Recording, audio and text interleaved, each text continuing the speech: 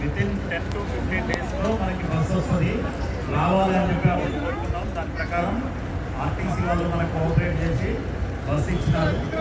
మీ దాని గురించి ఒకసారి ఎంఆర్ఓ గారిని కలవమని చెప్పి నాకు కలిసినారు. ఎవరైనా కలిసినా ఏమన్నారు ఎంఆర్ఓ గారు? ఎలక్షన్ తర్వాత చేస్తాను.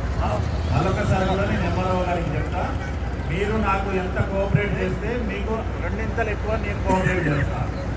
తర్వాత నేను ఆ రోజు వచ్చిపోయిన నెక్స్ట్ డేనో తర్వాత రోజు మన డబుల్ బెడ్రూమ్ హౌసెస్ నుంచి గొడవ పడి దాదాపు 2-3 ఫ్యామిలీస్ వచ్చాయి.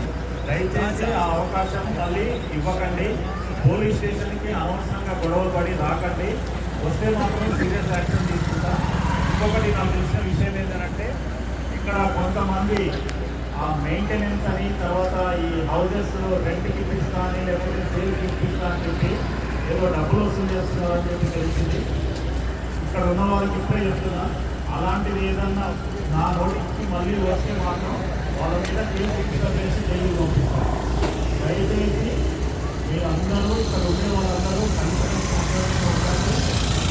ఎటువంటి డెవలప్మెంట్కి సంబంధించి ఇల్లు తీస్తా, ఇల్లు కొనిస్తా, మిగిస్తా అని చెప్పి ఎటువంటి కాంట్రాక్టర్ చేసినా దాని మెయింటెనెన్స్కి సంబంధించి లేదా నేను ఇక్కడ ఏదో అసోసియేషన్ ఏర్పాటు చేసి దాని ఫండింగ్ కోసం అని ఏదైనా పేదల దగ్గర నుంచి డబ్బులు వసూలు చేస్తే మాత్రం వాళ్ళ మీద స్ట్రైట్ అవే కేసు రిజిస్టర్ చేస్తాను. నా దగ్గరికి ఆల్రెడీ 1 or 2 కంప్లైంట్స్ వచ్చినాయి. నేను ఐడెంటిఫై చేస్తున్నా. దయచేసి మీరు ఎవరు ఎటువంటి వాళ్ళకు కూడా డబ్బులు ఇవ్వాల్సిన అవసరం లేదు. గవర్నమెంట్ మీకు అన్ని ఫెసిలిటీస్ ప్రొవైడ్ చేస్తుంది. మీరు అడిగినట్టుగానే గవర్నమెంట్ ఆర్టీసీ బస్సులు కూడా పంపిస్తుంది. మీరు ప్రాపర్గా యూటిలైజ్ చేసుకోండి. మీరు ఇది యూటిలైజ్ చేసుకోకపోతే ఒక 4 రోజుల తర్వాత ఈ ట్రైన్ నుంచి పబ్లిక్ ఎవరు ఎక్కట్లేదనే ఉద్దేశంతో మళ్ళీ సర్వీస్ ఆపుతారు.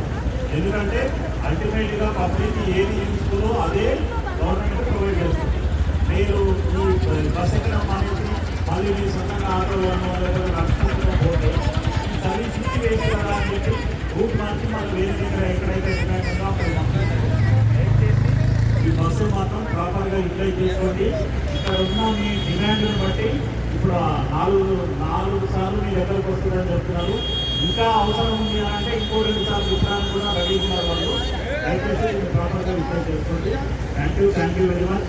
ఈ కార్యక్రమానికి అడగానే బస్సు ప్రొవైడ్ చేసిన ఆర్టీసీ డిపో మేనేజర్ గారికి, మియాపూర్ వెంకటేష్ గారికి, తర్వాత మన డ్రైవర్ గారికి, కండక్టర్ గారికి